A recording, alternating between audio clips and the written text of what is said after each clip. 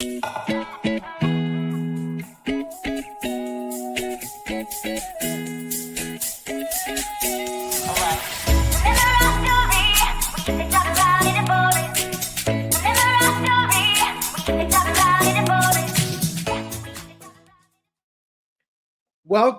to Soul of the Story, Book 2, Chapter 9. We're at Chapter 9, and I am your host, Derek Tyler Attico. I'm just excited today. I'm excited that we've reached Book 2, Chapter 9. I'm excited for my guest today, someone that I met while writing the autobiography of Benjamin Sisko, an illustrious artist, illustrator, just all around phenomenal individual, Mr. Russel Walks. Russel, how are you today? Wow, we should just end this right now because I can't. There's no way I can match what you just said about me. So let's just let it go, just like this. Let's just go, right? That's it. Oh no, we have a lot to discuss. I am so excited to have you on today, Russel, because there's just so much I want to go through and talk about in regards to your career and just your talent overall. So we're going to jump right in. We're going to get right to it. And my first question is when did you can you take us back, I guess, to your earliest memory when you felt that or you realized that art would be a part of your life? Or was it even art, your first creative spark? I guess no, it was 100% art. And I guess sort of thinking about it, it was we were pretty not a very well-off family, growing up, and I loved drawing. And when I was a kid, you remember paper shopping bags, brown paper shopping bags, that you get groceries in. My mom would take those and cut them up into little squares, and there would always just be a stack of them on the counter. And so I was always drawing, and I actually, before I could even speak, I would attempt to draw what I wanted. I had a big family lore is that I had an uncorrected speech issue where I would talk like this, and so I was uncomfortable with that. So I didn't vocalize like I am now until much later. So if I wanted to watch TV, I would try to draw, a picture of the TV, or I'd point at the TV, or whatever. And I didn't really start like drawing for pleasure, I guess, until Star Trek and that hit at about the same time. Really? Yeah, I loved G.I. Joes. We had G.I. Joes, and but my friends all had like 4 or 5, and I had like 1 or 2, maybe at the most. And if I had 2, the only reason I had 2 was because I bought one at a garage sale. I had a broken hand or something like that. So they were always. And so I would sort of make these paper dolls that were G.I. Joes. I'd make them the same height as G.I. Joes. And I think we're a little bit apart in age. And my G.I. Joes were 12 inches tall. I was just thinking, we're of a certain age where someone that's listening or watching, you may be like, what's a G.I. Joe? Right. Those are like action figures. Those were action figures of the day that were all the rage. So go ahead, continue. Yeah. And so I could draw a 12-inch G.I. Joe. And then if I wanted him to be Mr. Spock, I would just draw him as Mr. Spock. And of course, really, it was just a paper doll that I would fold awkwardly. And I remember distinctly that I hadn't mastered this connection between head and shoulders. So I would draw straight across, and then I'd put the head on it. And I remember I showed my grandmother one time, and she goes, "That looks just like your Uncle Gene, no neck." I thought it was a compliment, man. And so I drew constantly Mr. Spock because he, if I drew Captain Kirk, somebody would say, "Now who's that?" But if I drew Mr. Spock, the bangs, the eyebrows, the pointed ears, right. Everybody knew who Mr. Spock was. So he was my first real licensed property, I guess, that I illustrated. Right. It's amazing that so many people that I have on the show, and they can trace back, what they're doing now to when they first started as a kid and when they, their first inspiration, their first creative spark. So and the fact that it was Star Trek is just so many people say the same thing, which is, I think, amazing. When at what age did you start to like do this? I guess maybe was it in school? Was it in high school, college that you started to just actually do this on a more regular, not professional yet, but on a more regular basis?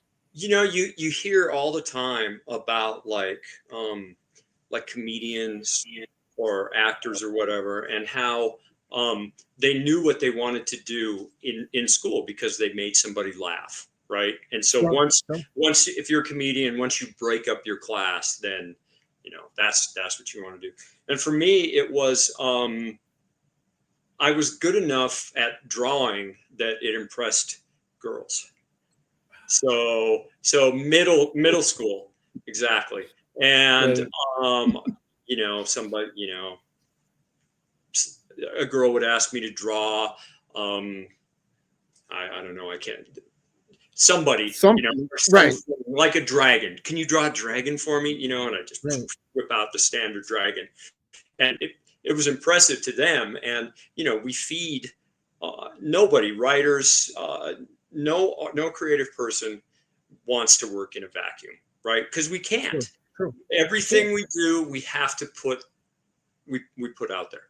And Right. so once I started getting a positive reaction, I realized um, that I had something. And then once I saw Star Wars, um, we were driving home actually from seeing I think a reissue of Star Wars, and I um, was talking to my cousin, and we were talking about the way the stormtroopers looked or the way the Millennium Falcon looked, and he said something like, "Man, I wonder how they came up with that."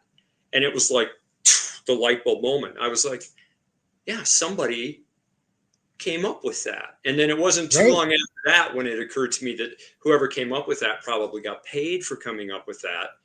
And it was at that moment when I thought that maybe I could be an artist. Wow. Wow. It's so interesting because I saw Star Wars as a kid, the original, and after that, I wanted to learn everything about writing, directing, about film. It's Star Wars is pivotal. Did comics play any part? Since you're an artist, did comics also play any Yeah, part? I was late to the comics game. For me, it was Okay. because I didn't like to talk that much, right? I Right. read a lot, and I was lucky in elementary school to have some really, really good librarians. And one time at a garage sale, my mom picked up a copy of Star Trek Nine, the James Blythe novelizations and I Yes. read that.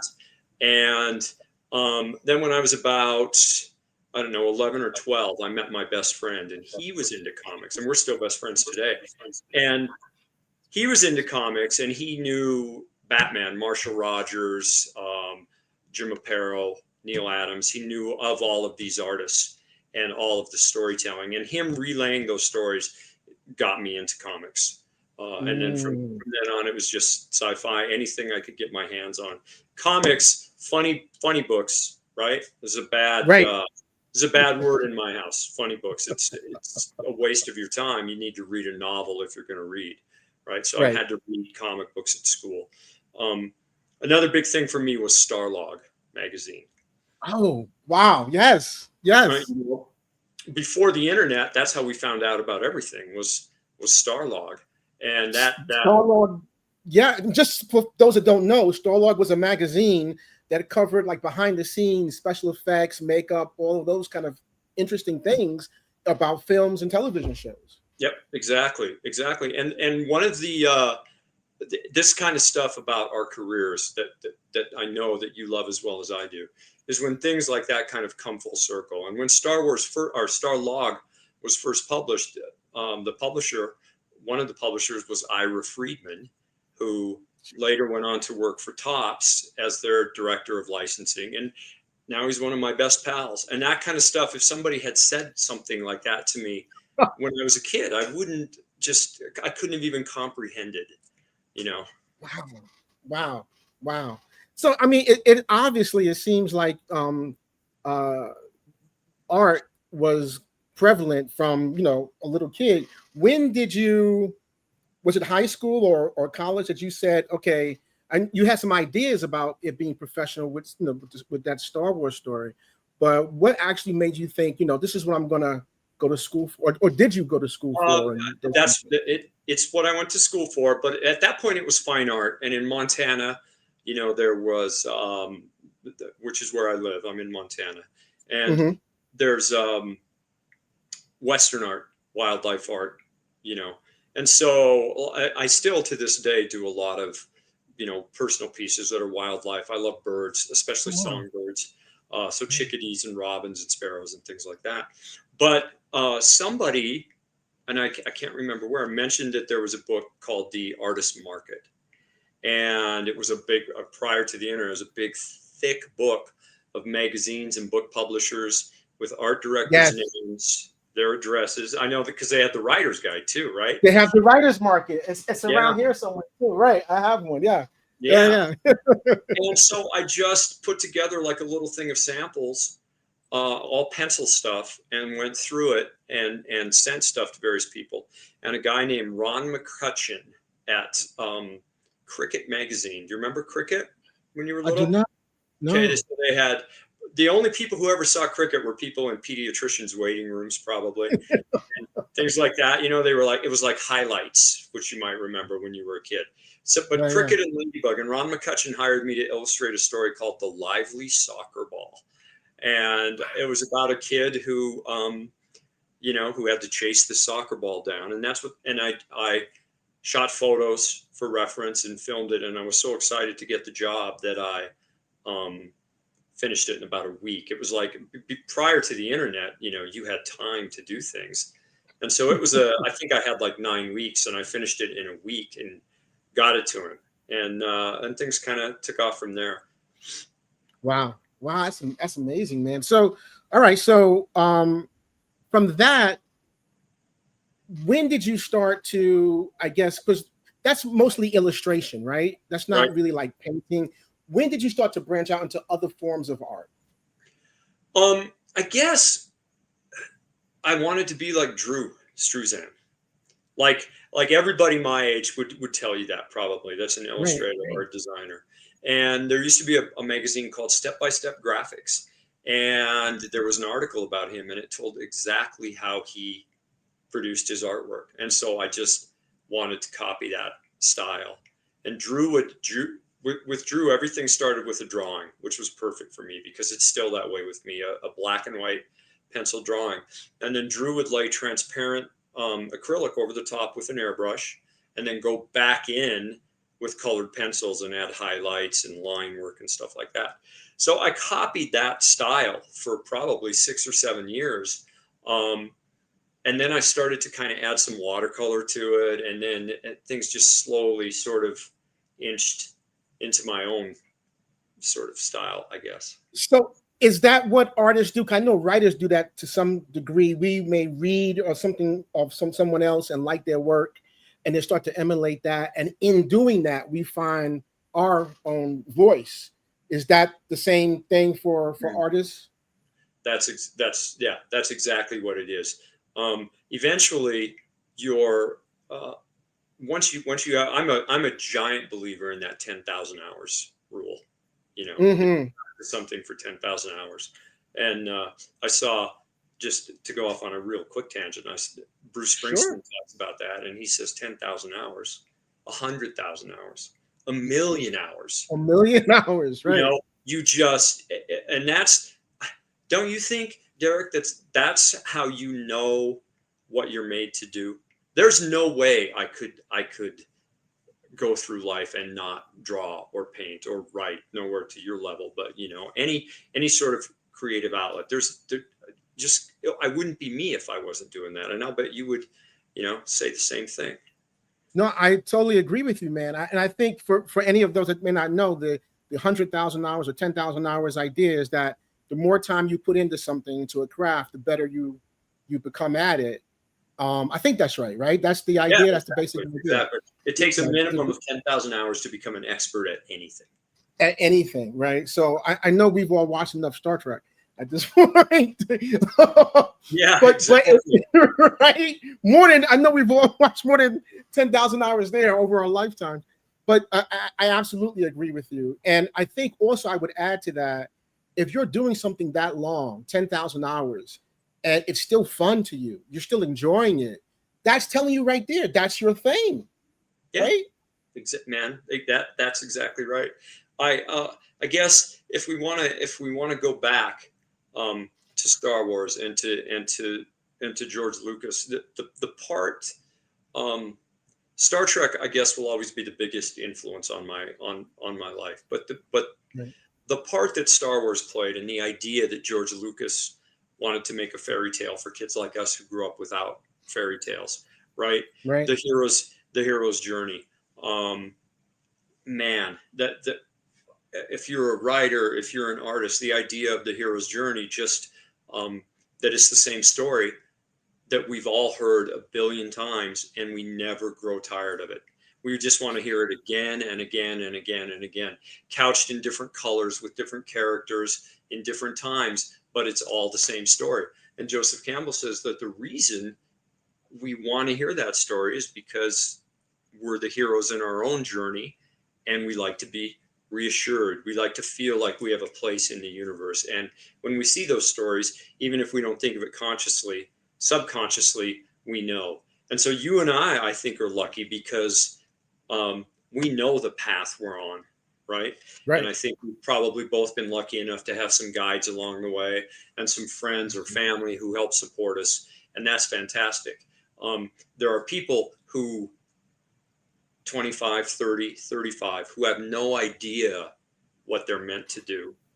And not to get too dark, but I think part of, I teach illustration and design. Right. And one of the things that I think is scary is that it's super easy if you're not driven to do something, right, like you and I are, Mhm.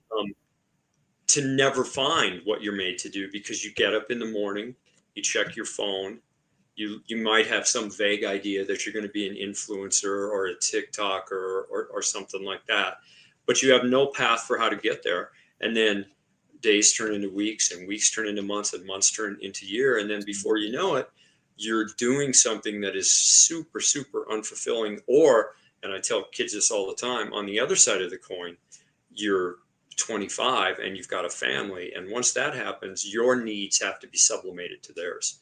You Right. can't just quit your job and decide to explore this or something like that. And in Montana, especially, I think that kids want to be grown up so fast that they miss that opportunity for exploration. You're absolutely 1,000% right. I was talking about this the other day to someone, that there's an equation, and I can't remember the name of the equation, that says that before an individual can even get to an artist, any kind of artistic or creative talent within themselves, they first have to take care of certain things: shelter, food, clothes, life.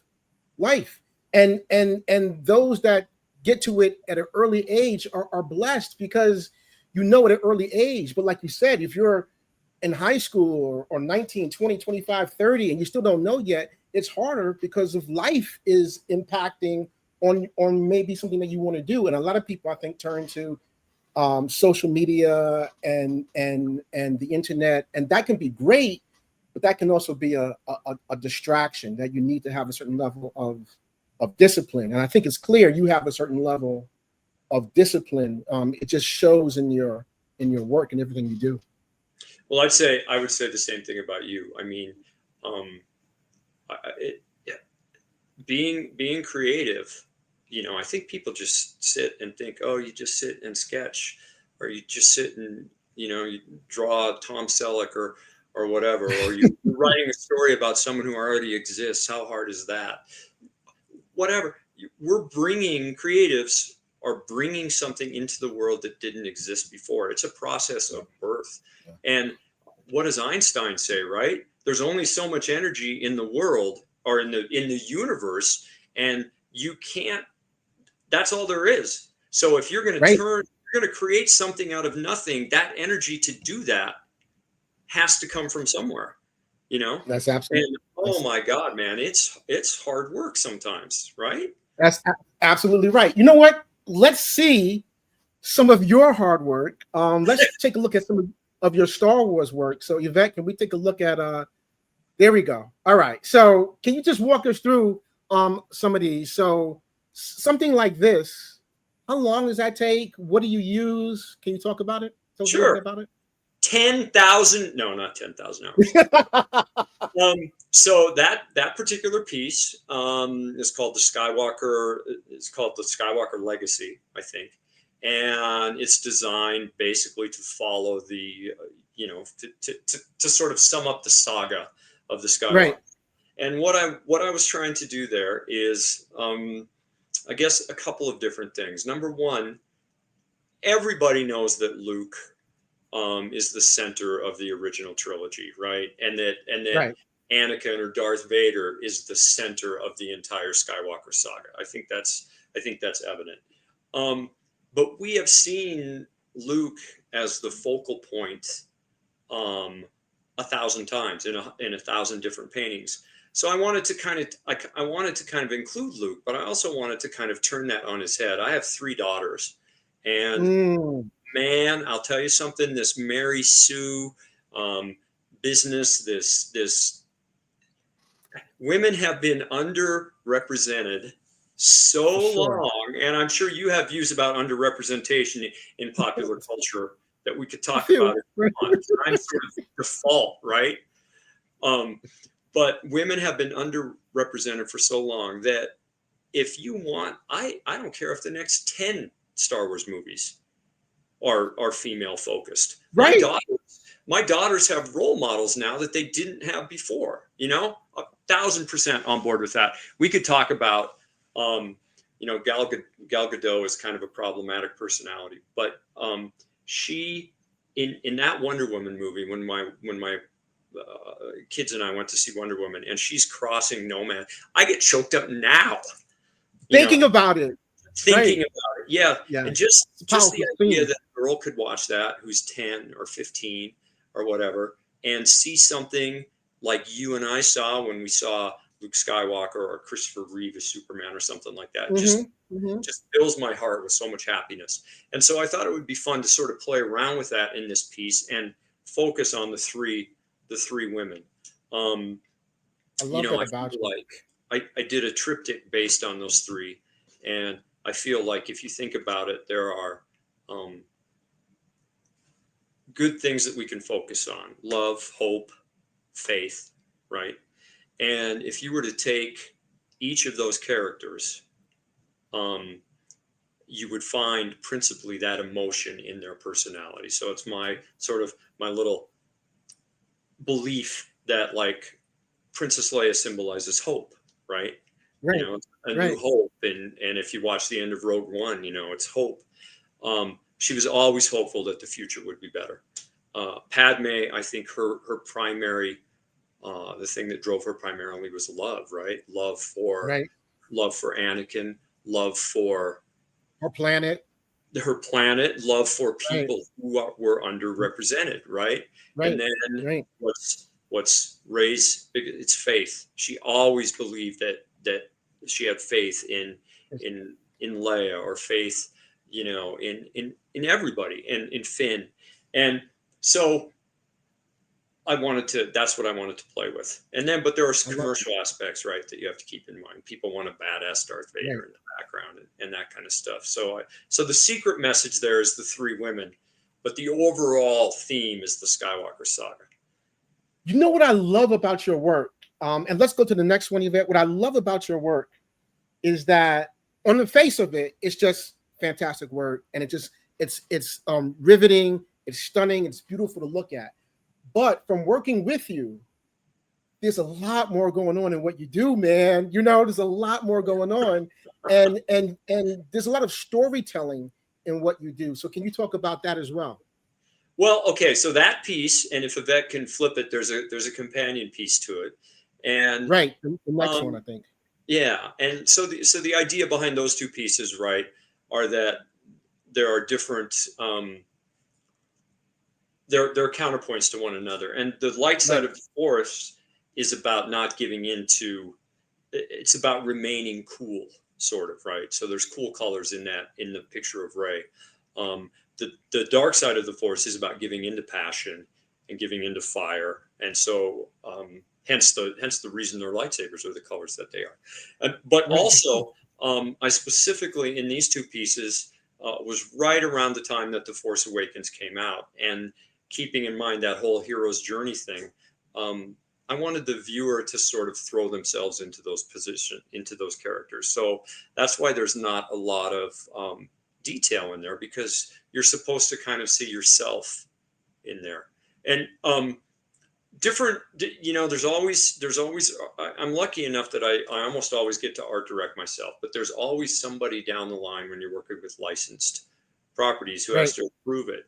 And for this one,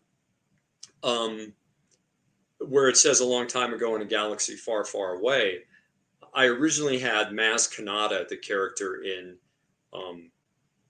The Force Awakens, with the big, right, with the goggles, right? Yeah, she says the Force. It said the Force is inside you. Just let it go. And so it said across the top, it said the Force is inside you, and then down below that, it said just let it in, or whatever the exact quote was. And Disney didn't want to do that. They wanted to stick with the familiar phrase. And so that kind of stuff happens once in a while, and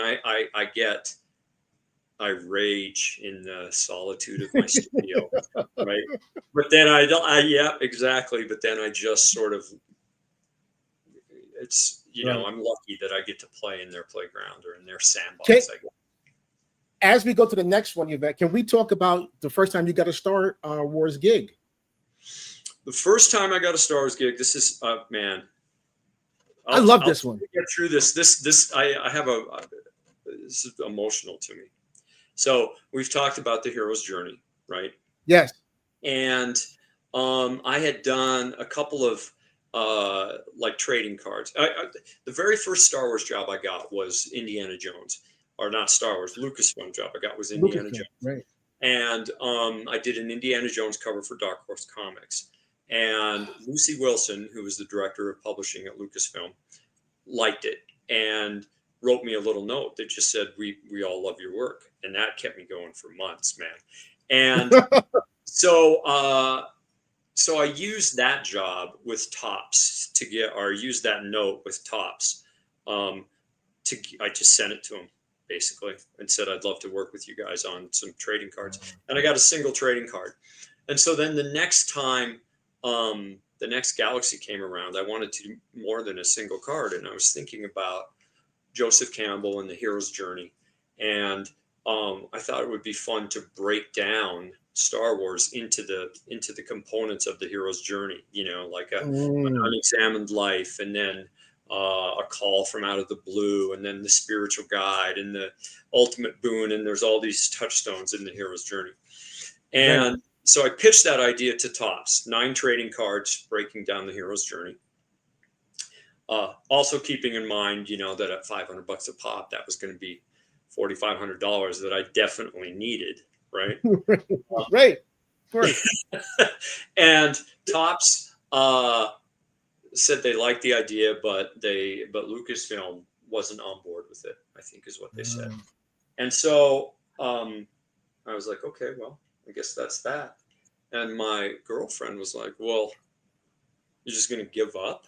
And I was like, well, they said they didn't want to do it. And she goes, there's nothing else you can do. And I said, I don't think so. And she goes, okay, like that, and just dropped it.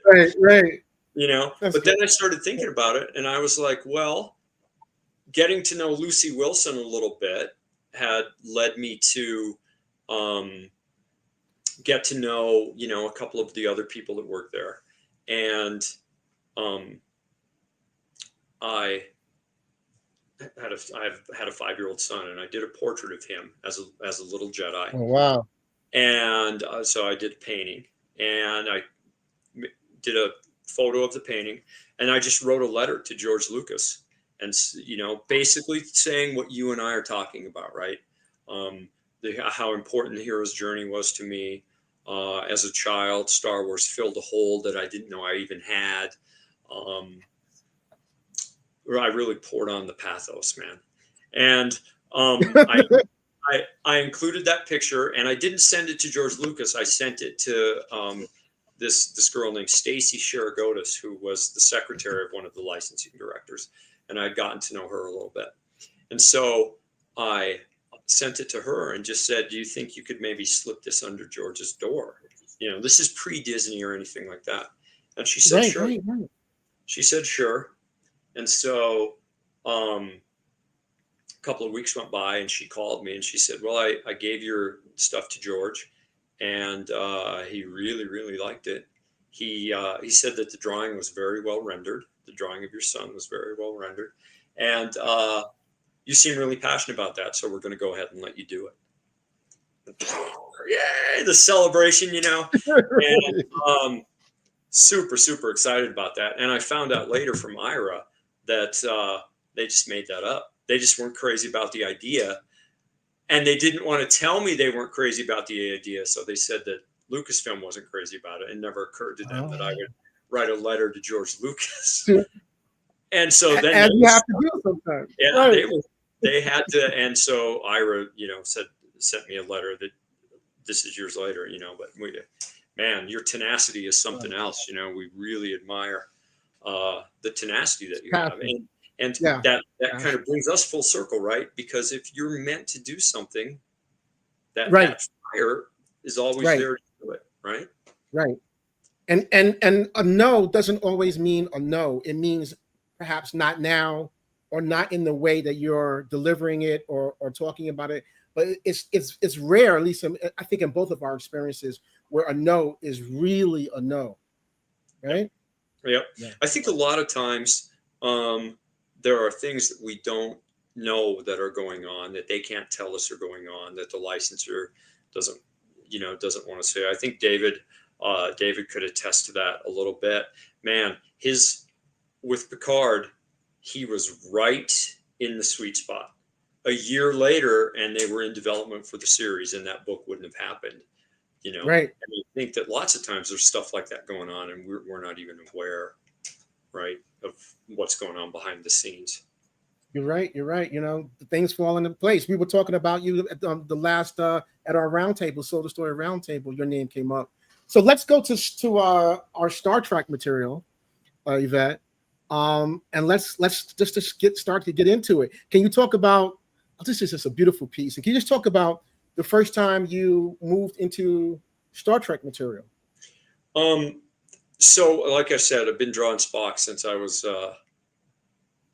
just a little boy, and talking to you about it right now, I've got goosebumps. I do. Right. Star Trek is so special to me. There were times, when I was a kid, I felt like Star Trek was the only friend I had. I used to, I had this radio, this transistor radio, just AM. There's a little radio about this big with a speaker, and I would tune it when I went to bed. I would tune it to just static, so it was like like that. And I would sorry about that. And I would put that speaker under my pillow and lay my ear on it, and that sort of deep white noise or brown noise or whatever it was let me pretend that it was the engines, that I was on the Enterprise, and I was going to bed in my bunk, and falling asleep in my bunk, Enterprise, and on 1701, right? Exactly. And so the first, I think the very first Star Trek piece I ever did for money was a portrait of William Shatner for a book. I think the book was just called Shatner, and it was a bunch of different people who interpreted Shatner throughout his career, throughout his personality. And I had this idea that I could create a formula called the Shatner equation, right? That would sort of sum up what Bill Shatner is.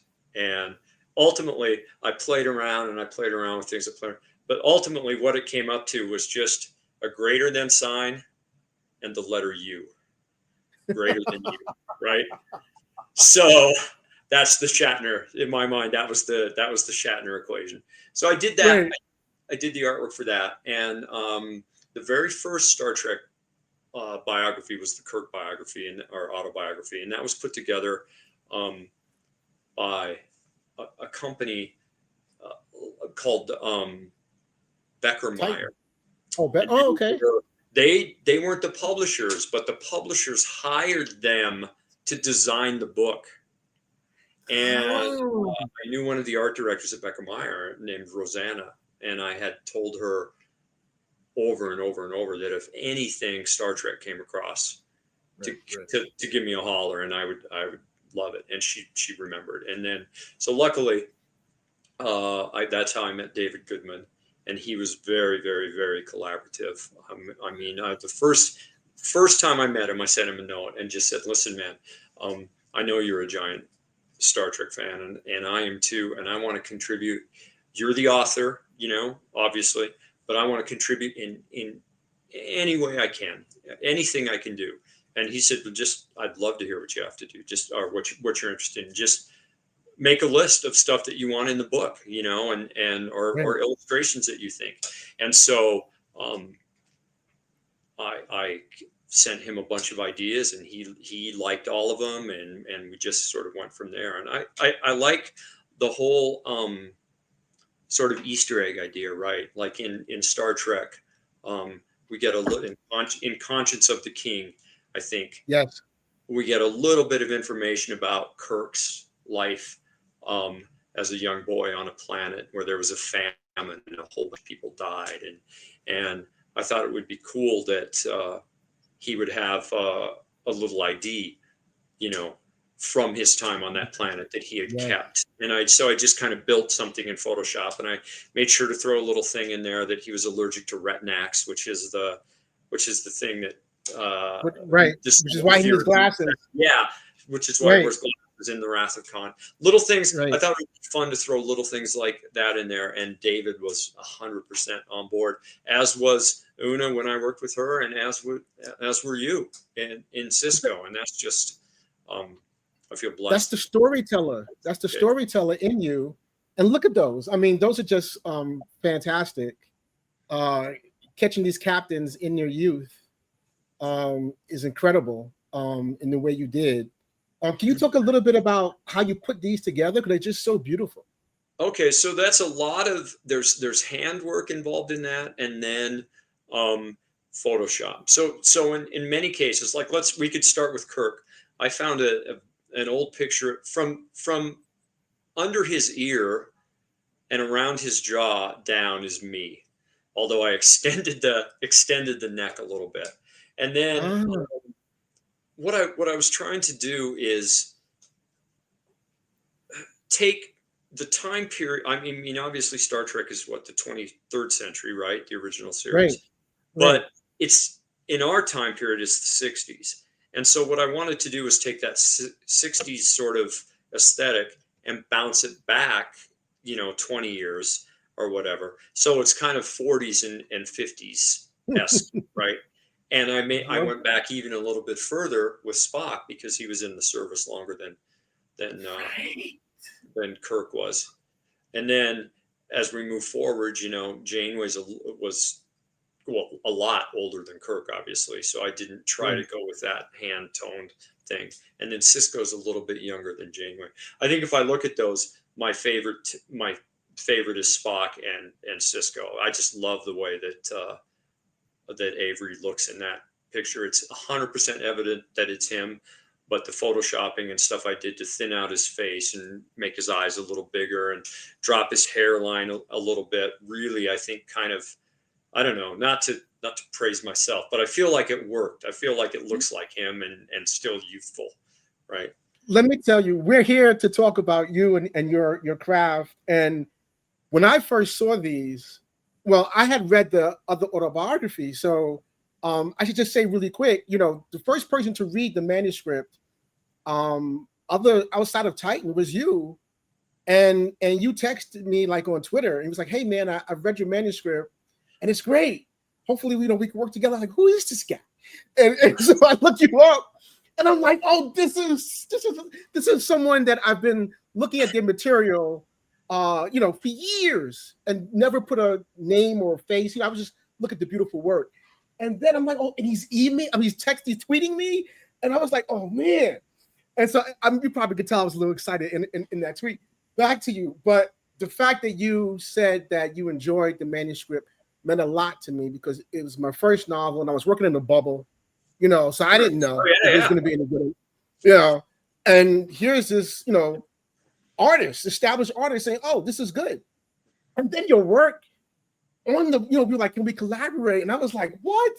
And so we really dove in, man. And that Cisco piece was the first piece I asked Titan if I could release that like a week before the book dropped. I don't know if you remember that. And they were like, yeah, that's a good idea. And the internet went nuts over that young Cisco. Because it was like, what is this? And that was just a taste of what we had to deliver in this book. It's been one of the most rewarding collaborations, not just working with Titan and George Sanderson, but working with you has been one of my most rewarding collaborations because we just got down to work, man. And it was like no idea was bad, and we just got down to work. And I love that. I love that about you. So if I haven't said it before, I want to say thank you because thank you. You were a joy to work with. Seriously. I mean, I don't want to beat the horse, but I'll say it. You elevated the work. You elevated the book. So well, I'll say it. Thank you. I appreciate that. Absolutely. Can we look at another Star Trek picture, please, Yvette? Let's see. Oh yeah, this one was basically all you, man. This was a great idea. So can you speak about this idea that you had? I can. I'm a big Deep Space Nine fan, and a lot of Cisco's biography, the first time I watched the series, went by me, right? And so reading your manuscript where you dove into some of the stuff in his past made me want to explore it more. And so there's a lot of research in that. Like I love the idea that Jake would make a card for him, and it's like it's sort of tough because you're like, well, would they use construction paper? How would they do it? And I guess we have to we never want to be so far away that people today don't connect with what we're trying to do, right? And that's so evident in Deep Space Nine. I mean, the baseball, the lounge, right, with Vic Damone, not Vic Damone, Vic Fontaine, and Cisco, Louisiana, New Orleans, all of that. Yep, exactly. Cisco's connection to the past is so evident throughout. And so I wanted to pick out like things that Cisco would find meaningful. And so I just kind of went through the baseball card and the ball. And I like the idea of sort of a handwritten like sketch for what the Cisco's logo would look like and his book and that kind of stuff. So, that's kind of what that is. That's great, man. That's great. I remember looking at this was like, what? This is blowing me away. Can we see the next one, please? Yvette? This one is crazy. This is from a discussion that we had. Man, you were I went nuts. It made me feel really, really good when you saw that. And so that one is just me looking back at pulp books. I mean, like you, I'll bet when I was a kid, if I bought a book, it was because I liked the book cover. Right. And I think I told you at the beginning of our discussion that Star Trek IX was the first novel that that I ever had or that I ever read. Right. And you can see Star Trek IX in there, the colors. Yes. The yellow and the ship and the sort of the dynamic aspect of it. And so that's really what I was shooting for. And then in my constant quest for Easter eggs, you and I talked about little things we could throw in there, and I did that, and we talked about what the price of the book would be, and all kinds of stuff. And I think that one worked out really well. I would read that book. I would read it too. I told you, and I haven't done it yet. but I'm going to take this and make it a large poster Oh and yeah. frame it. And when I do, I'm going to frame it and take a picture of it and send it to you and show you, man, Oh, because that's this awesome. is, this is Did I send you a high res file? Because if you want one, just I uh, didn't know if I did or if you not. haven't, yeah, I don't know if you did. Send me a high res one. Yeah, for sure. Absolutely, man. Yeah, yeah, and I'll put that up because this is just as beautiful, and it has my other work. My other two Star Trek stories are in this on this In cover. fact, ladies and gentlemen, he made me rearrange the order so his were less prominent. I had them on Well, top, and he was not on board with that. So there, right there, is an example of his kindness and his modesty. thank you, man. I appreciate that. I didn't expect that. Thank you, thank you, thank you. So Star Wars, Star Trek. Um, I think what you do, at least for me, looking at your work, is I am immediately rooted, even though it's vastly unique in yours, but I'm immediately rooted in the familiar. And that's not easy to do. It's just That's, not. man, no one's ever mentioned that to me before, but that is, I guess, if you would sum it up, you're right, because I want to um, touch. I want to. I guess what I'm trying to say is, think of the movie theater experience that we're kind of losing right now.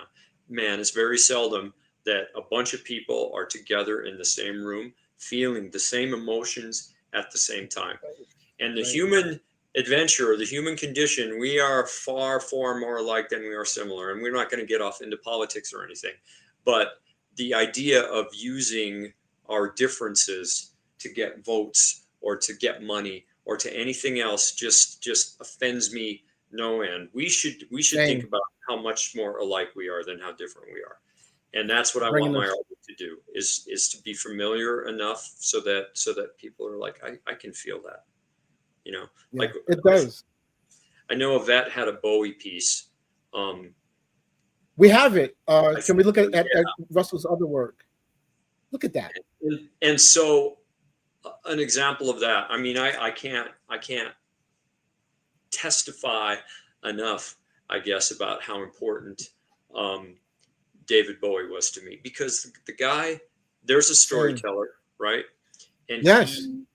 he reinvented himself a million times. Um, and still somehow managed to find you can find meaning in every aspect of his career. Mm-hmm. He misses as he does hits, and I don't mean like hits in on the chart. I mean like hits in songs that were successful, but he constantly tried new things, never rested on his laurels or whatever you Never. say. Yeah. And um so when he died, I felt really fragmented and Mm.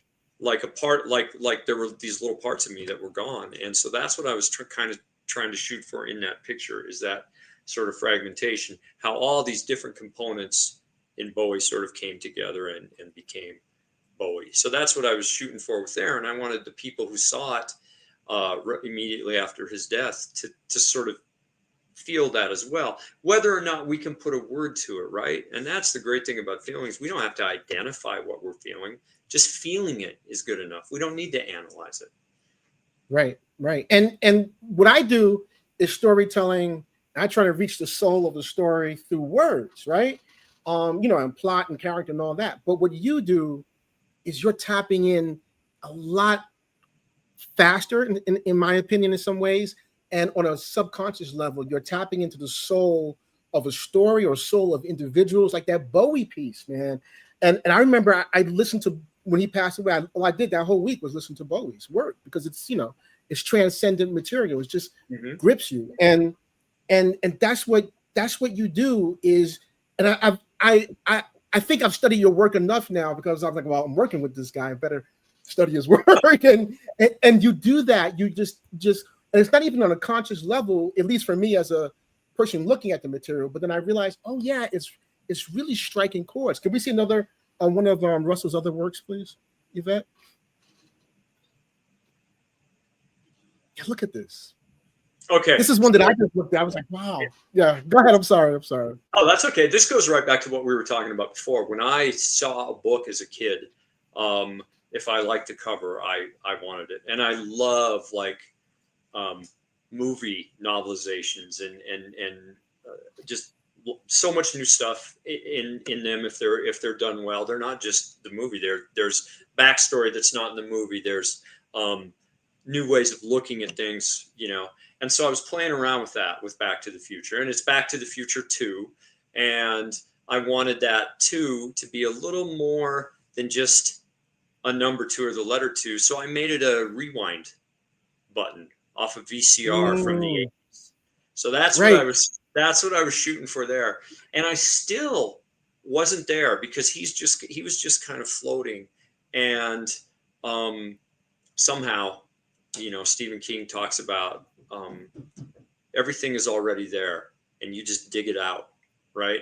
And so True, somehow true. just that idea of having the road with the sort of digital dates behind it receding into the background came to me, and man, the celebration at that point, it just managed to tie everything together, and I was so happy with it, you know. And that's rare too when a piece is done that I'm like, oh, that's finished, you know, because I could Yeah, dink around. I'm the same way. It's rare when I'm happy with something that I've done. But that's a beautiful piece. Can we go to the next one? And as we do that, let me ask you, what do you do? Because you're at a certain level. What do you do to challenge yourself, or do you have a means or a method to challenge yourself? I mean, look at this. Well, yeah, I Screenplay. mean, sometimes I'll set up sort of an imaginary problem. This piece isn't an example of that, but I'll try to think of something. Can I do this in a minimal amount of colors, or can I do this in a specific time frame? One of the Mm, things that I've been doing for the last couple of years is I'm a huge sports fan, and I started working with a company called Phenom Gallery, and I do silk screens. And so they are a very small, like a boutique press. So we'll do like, you know, a run of 200 of them, and they're all licensed, and they're silk screens. So you don't have, you know, I'm working in Illustrator doing vector flat fields of color. I And think we have one of your. Can we see it, Yvette? If we do, I think we have one of your sports pictures. I think. Did I drop it in? yeah, Or maybe um, I didn't. So that's go ahead. okay. I'm sorry. But Yeah. that's a challenge in working in that environment, especially, you know, when I'm um, known for doing other things. And then Right. the other thing is that I don't know. This sounds a little pretentious, but I feel like it's important now. If you're um, not that I'm privileged. Well, privilege, I guess, might be the right word. I don't know, but I feel like it's important to try to um, do more than just do the same thing that's been done forever. Does that make any Yeah. sense? I don't know. It sounds No, it stupid does. to say it out loud. It does.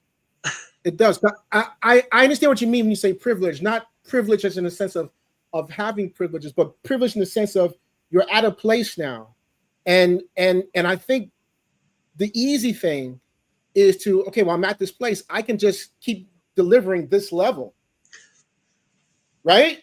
I Right. can if and I can coast at this level, but that doesn't challenge us as artists, right? And I think the work will reflect that after a while. So Dude, I understand what you're saying. it's almost like you're a writer. You were able to put into words what I couldn't say. But Yeah, we should talk about that's that exactly because it. you write as well. You write as well. You've done some really. I've read a few of your things, and I would love to see work that not just the art but the words by you, man. Because I'm waiting for that. I'm waiting for to see that because Well, you know, you you and I have talked about this a little bit, and I'm not ready to let that go yet either. I mean, I think that's yeah, something yeah, yeah. still we should still absolutely explore. And you know, time we just I'm hoping that over the next 6 months or so, my time frees up a little bit because I'm an empty nester now. Ah, We yeah, took my last daughter to school, and if I could wow. um, two things I want to say. If I could brag a little bit, Absolutely. my youngest daughter, well, I've got a daughter at USC. My middle daughter, I've got a daughter at NYU in grad school doing speech pathology, and Wow. I've got my youngest daughter just started at Harvard. And Wow. here's the scoop. This is what I want to tell any parents out there with kids who are high achievers. Um, I'm supportive, but there's no way that I deserve any of the credit for what my daughters have done. They are just hardworking, amazing, amazing girls. If anybody deserves the credit, it's my wife. But here's the scoop about the Ivy Leagues now. If we're I drive a 20-year-old car. We're by no means wealthy people. Mm-hmm. And Harvard and the other Ivy Leagues right now, the high, like Stanford, if you're accepted, they'll make sure that you can go. Right. That Right. and that's it's that simple, and that's just amazing, I think. Let me ask you a question then, since we're talking about your kids. It's just a little bit of a side question. What do you think being an artist did in being a parent and in helping develop your daughters?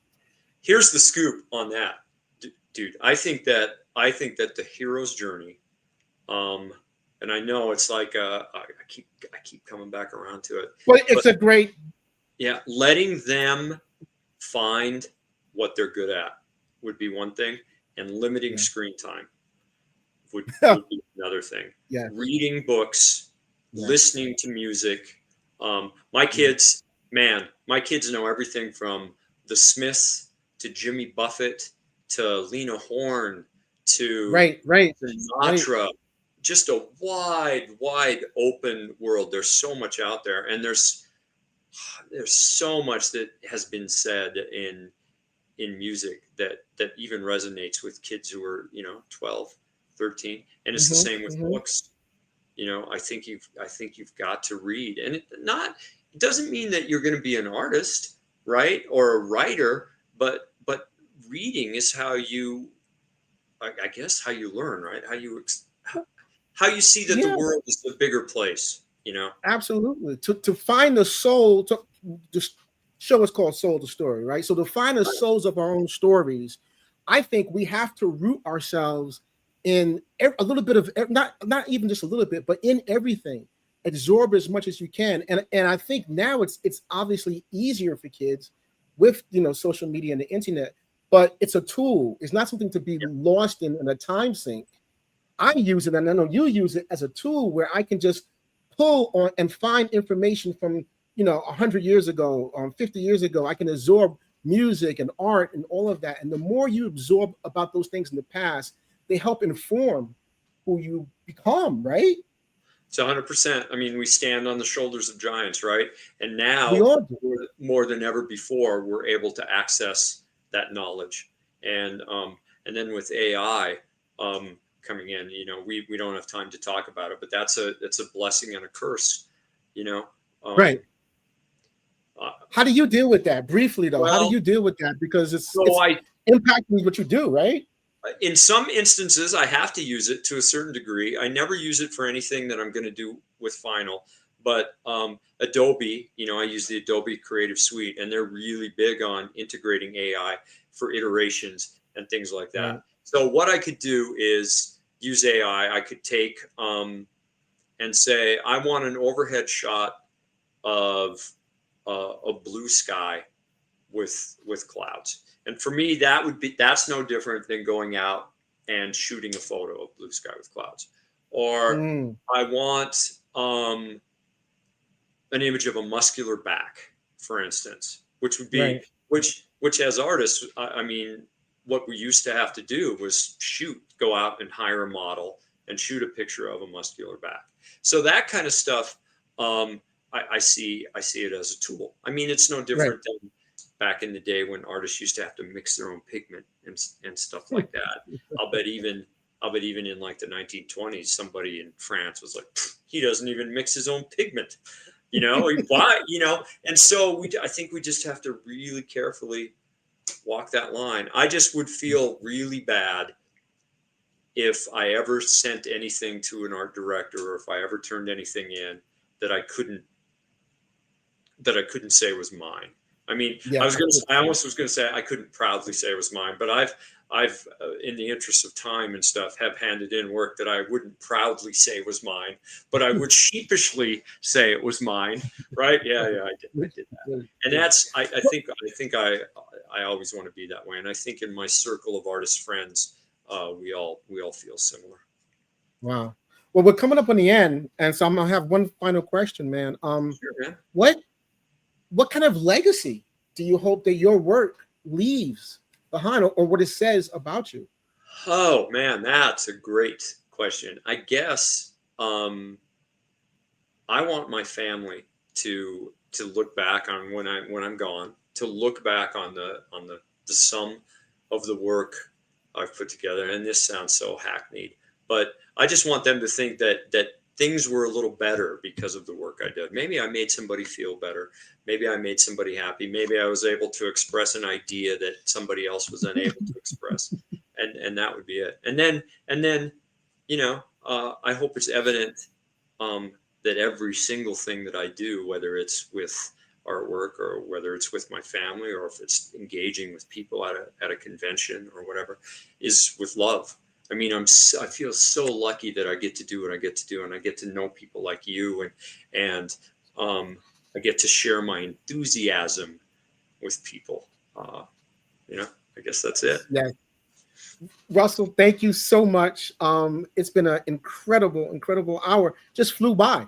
It just flew by. I'm going to have you on again and talk more to you about your career and your works. But I want to say thank you. And while I'm at it, I also want to thank everyone here for being a part of this incredible community. So if you're new here, please don't forget to like, subscribe, and ring the bell. Please ring that bell so you never miss a conversation at Soul the Story, because we're having conversations like this with Russel Walks, and our goal is always to have authentic discussions with incredible individuals.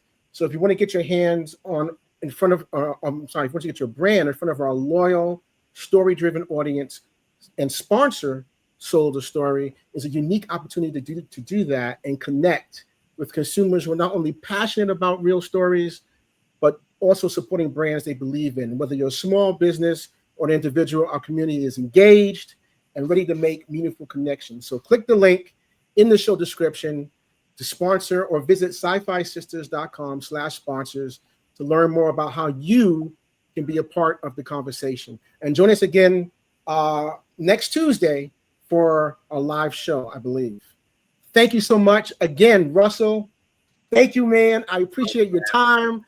I appreciate your conversation, and I love all the work you did on all the autobiographies and the Cisco autobiography. So thank you so much. Thank you, Russel. Thanks, man. I appreciate it.